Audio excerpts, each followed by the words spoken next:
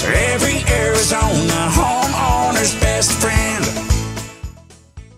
I'm leaving for the summer for the first time, doing a little snowbird this year, and I need to know what to do with my water softener and my hot water tank, how to prepare them for the summer to sit there idle. Good. Good. That's a good question. Yeah, the big thing is if you have an electric water heater, just shut the breaker off to it.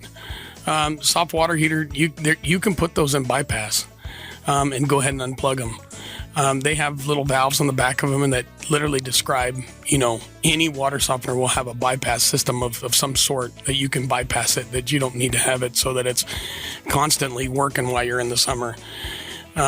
In some sense, people want to shut their water off to their house. If you want to shut the water off to your house and not have water on at your house, I would recommend putting in a second isolation valve at your water service. The reason being is because if you have a T off your water service that has your irrigation. And when they shut that off, sometimes I've seen people come back and all their plants are dead. And you don't want that. So a second isolation valve above that would be beneficial.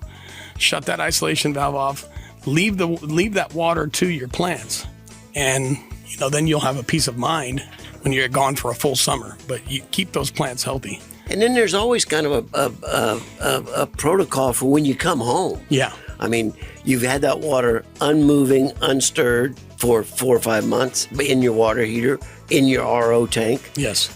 There's kind of a procedure how you kind of flush everything out, right? Yeah. And you basically, if you do shut your water off, you can turn that water back on and start flushing your toilets or sinks or faucets before you flip that breaker back on.